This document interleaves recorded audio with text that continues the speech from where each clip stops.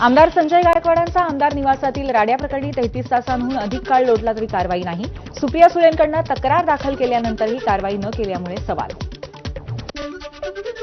संजय गायकवाडांवरती गुन्हा दाखल होणार नाही. हे सरकारी नेते आहेत पदाधिकाऱ्यांच्या हे सरकार नेते आणि पदाधिकाऱ्यांच्या पाठीमागे उभं राहणार. आमदार रोहित पवारांची मारहाण प्रकरणावरती टीका.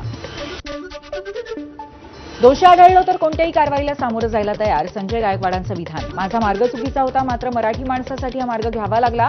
गायकवाडांचं स्पष्टीकरण. मारहाण झालेला वेटर नाही, मॅनेजर होता. संजय गायकवाडांचं विधान. टीका करणाऱ्यांना दाक्षिणात्य लोकांचा फुलका का?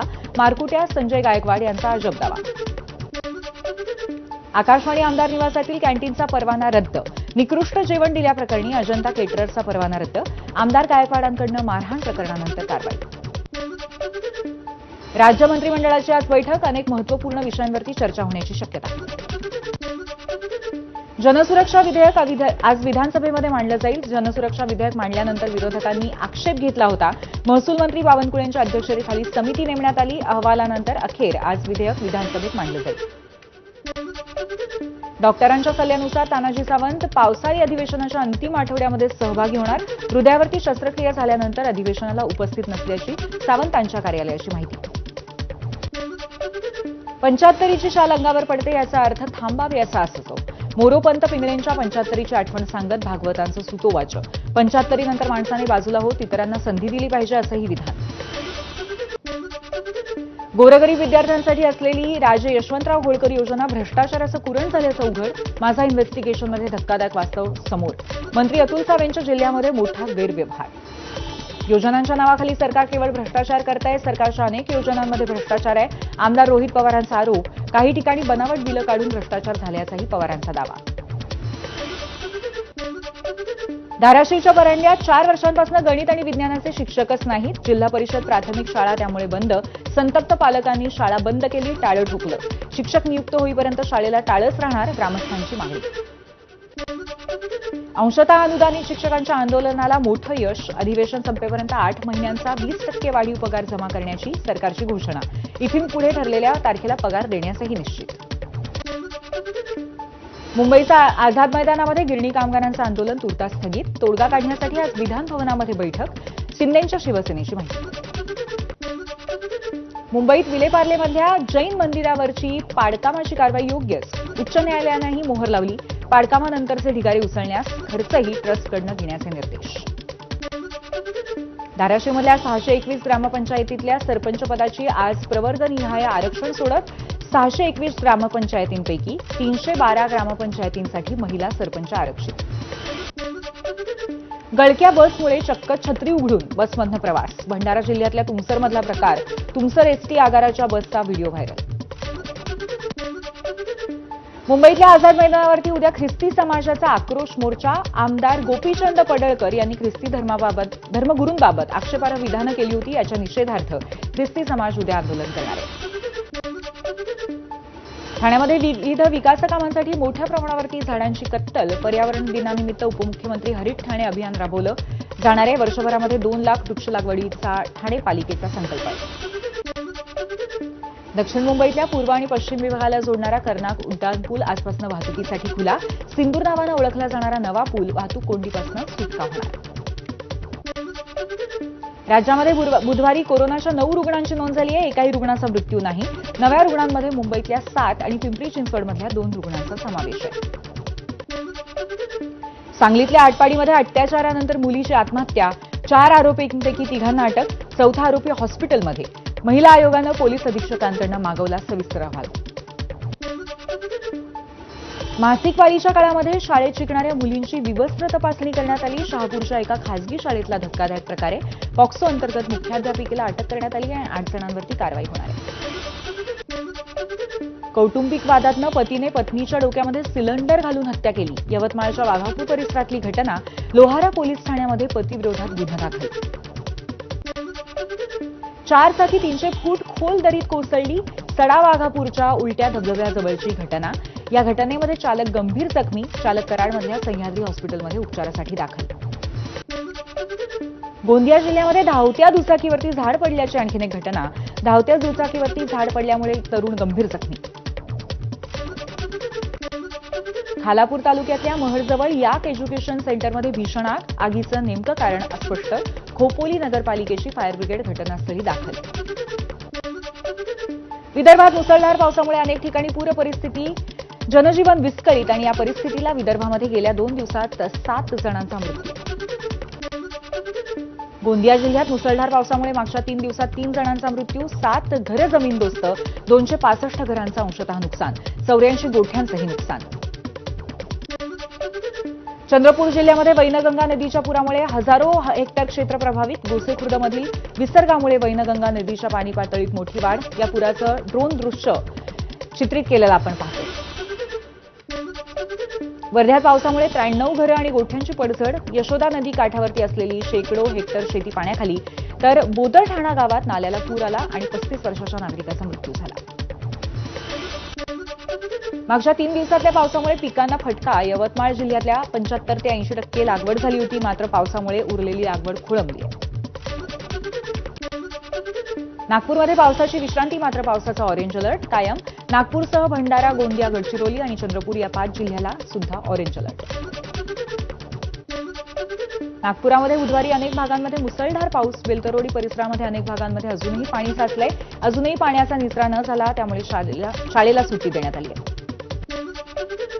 मुसळधार पावसाचा नागपूरला फटका. नाग नदीची सुरक्षा भिंत अनेक ठिकाणी तुटली. सेवा सदन महाविद्यालयाचा जनरेटर नाग नदीत कोसळला. सुरक्षा भिंत खचल्यामुळे विद्यार्थ्यांच्या सुरक्षेला धोका. नागपूरच्या पूरस्थितीवरती कायमस्वरूपी उपाययोजना कराव्यात. त्यासाठी सरकारने व्हीएनआयटीच्या तज्ज्ञांची समिती तयार करावी. काँग्रेसचे आमदार विकास ठाकरेंची मागणी. मागच्या 48 तासांमध्ये भंडारा जिल्ह्यामध्ये अतिवृष्टी. आता पूर ओसरायला लागल्यामुळे जिल्ह्याची परिस्थिती हळूहळू पूर्वपदावरती. 24 तासात नागरिक होते पुराच्या भीतीयुक्त वातावरणात. चंद्रपूर भंडाऱ्यामध्ये रात्रीपासून पावसाची उसंत. पाऊस नसल्यामुळे पूरस्थिती नियंत्रित व्हायला मदत. गोसेखुर्दमधल्या विसर्गामुळे वैनगंगेच्या पाणी पातळीत वाढ. चंद्रपूर जिल्ह्याला ऑरेंज अलर्ट. बीड जिल्ह्यामध्ये मागच्या 2 दिवसांपासून पावसाची संततधार. बीड शहराला पाणी पुरवठा करणारं बिंदुसरा धरण पूर्ण भरलंय. नांदेडच्या माहूर तालुक्यातल्या वजरा गावातील धबधबा प्रवाहित. तीर्थक्षेत्र माहूरला येणाऱ्या भाविकांना रेणुका मातेच्या दर्शनासोबतच धबधब्याच्या पर्यटनाचा आनंद सुद्धा घेता येतो. रत्नागिरीतला मार्लेश्वर धबधबा प्रवाहित. धबधबा पाहण्यासाठी पर्यटकांची गर्दी. लिंगाणा डोंगर इथून नजारा पाहण्यासाठी पर्यटकांची गर्दी. सोलापुरातल्या उजनी धरणात 16,600 क्युसेकने पाण्याचा विसर्ग वाढवला. नदीकाठच्या गावांना सतर्कतेचा इशारा. उजनी धरणाची पाणी पातळी 92% पुढे. बीड जिल्ह्यातल्या पावसामुळे बिंदुसरा धरण पूर्ण क्षमतेने भरलं. अजूनही 167 पाणी प्रकल्पात केवळ 28%च पाणीसाठा शिल्लक. जिल्ह्याला दमदार पावसाची प्रतीक्षा आहे. लातूर जिल्ह्यातील शेतकरी अजूनही पावसाच्या प्रतीक्षेत. गेल्या 20 ते 25 दिवसांपासून लातूर जिल्ह्यात पाऊसच नाही. पिकांची वाढ खुंटल्यामुळे शेतकरी चिंतेत. मुंबईतला पाणीपुरवठा करणाऱ्या 7 धरणांपैकी मोडक सागर तलाव हा ओसंडून वाहतोय. या तलावाचा एक दरवाजा 1 फुटाने उघडण्यात आलाय. सध्या 1000 क्युसेक वेगाने पाण्याचा विसर्ग सुरू आहे. गुरुपौर्णिमेनिमित्त पुण्यातल्या दत्त मंदिरामध्ये सकाळपासून दर्शनासाठी गर्दी. दत्तगुरूंना 52 किलो सोनं परिधान. गाभाऱ्यालाही फुलांची सजावट. गुरुपौर्णिमेनिमित्ताने अक्कलकोटच्या श्री स्वामी समर्थ मंदिरामध्ये लाखो भाविक दाखल. सकाळी 11:30 वाजता गुरुपौर्णिमेनिमित्त विशेष नैवेद्य आरती पार पडणार. गुरुपौर्णिमेनिमित्त विदर्भाची पंढरी असलेल्या शेगावात भाविकांची गर्दी. संत गजानन महाराजांच्या समाधीचं दर्शन घेण्यासाठी भाविकांची रीत. शिर्डीतल्या साईबाबांच्या मंदिरात सध्या 3 दिवसांचा गुरुपौर्णिमा उत्सव सुरू. आज गुरुपौर्णिमेच्या दिवशी साईंच्या चरणी भाविकांची मोठी गर्दी.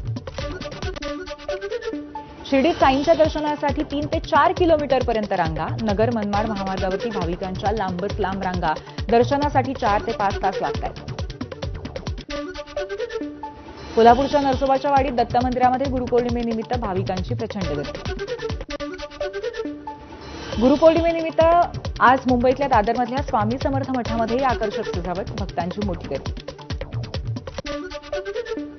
गुरुपौर्णिमेनिमित्त साईंची शिर्डी दुमदुमली. राज्य महिला आयोगाच्या अध्यक्षा रुपाली चाकणकरांनी शिर्डीच्या साईबाबांचं दर्शन घेतलं. गुरुपौर्णिमेनिमित्त उज्जैनमधल्या महाकालेश्वर मंदिरामध्ये विशेष भस्म आरती. मंदिराला आकर्षक पद्धतीची सजावट आणि भक्तांची मोठी गर्दी. राजधानी दिल्लीला 4.4 रिश्टर स्केलच्या भूकंपाचा धक्का बसला. दिल्ली, नोएडा, गाझियाबादमध्ये भूकंपाचे मोठे धक्के. सकाळी 9:04 भूकंपाचा धक्का जाणवला. तब्बल 10 सेकंद राजधानी हादरली. हरियाणाच्या झज्जर भागामध्ये भूकंपाचं केंद्रबिंदू असल्याचं कळतंय. हरियाणाच्या जिंद बहादुरगडमध्ये सुद्धा धक्के जाणवले. दिल्लीत रात्री मुसळधार पाऊस. अनेक सखल भागात पाणी साचलं. सायबर सिटी गुरुग्राममध्ये सुद्धा मुसळधार पाऊस बरसलाय. राजधानी दिल्लीसाठी आज पावसाचा येलो अलर्ट. पुलवामाच्या दहशतवादी हल्ल्यातील बॉम्ब बनवण्यासाठी अमेझॉनवरनं खरेदी करण्यात आली होती. एफटीएच्या अहवालात धक्कादायक माहिती समोर. बनारस हिंदू विश्वविद्यालयामध्ये हिंदीच्या समर्थनासाठी निदर्शनं. हिंदी ही आमची ओळख आहे, विरोध सहन करणार नाही, विद्यार्थ्यांची भूमिका. पंतप्रधान नरेंद्र मोदी 5 देशांच्या दौऱ्यानंतर भारतात परतले. घाना, त्रिनिदाद टोबॅगो, अर्जेंटिना, ब्राझील आणि नामिबिया या देशांना भेट देऊन मोदी भारतात दाखल. पंतप्रधान नरेंद्र मोदी यांना नामिबियाचा सर्वोच्च नागरी पुरस्कार प्रदान. Order of the most ancient वेल्विट्सच्या मिराबिलिस याने मोदी सन्मानित. नामिबियाचे राष्ट्रपती नेतुंबो नंदी नदैत्वा यांच्या हस्ते पुरस्कार प्रदान. आपल्याला सरकार चालवण्याबद्दल नोबेल दिला पाहिजे. दिल्लीचे माजी मुख्यमंत्री अरविंद केजरीवालांचं वक्तव्य. ब्राझीलच्या वस्तूंवरती 50% कर लादण्याचा डोनाल्ड ट्रम्प यांचा निर्णय. हरित ऊर्जा आणि इतर तंत्रज्ञानासाठी वापरल्या जाणाऱ्या तांब्याच्या अमेरिकेच्या आयातीवरती 50% आयात शुल्काची घोषणा. 1 ऑगस्टपासून लागू होणार नवीन कर. इलॉन मस्क यांच्या स्टारलिंकला भारतात उपग्रह आधारित इंटरनेट सेवा सुरू करण्याची परवानगी. जनरेशन 1 उपग्रह तंत्रज्ञानावरती आधारित सेवा लवकरच सुरू होणार असल्याची माहिती आहे.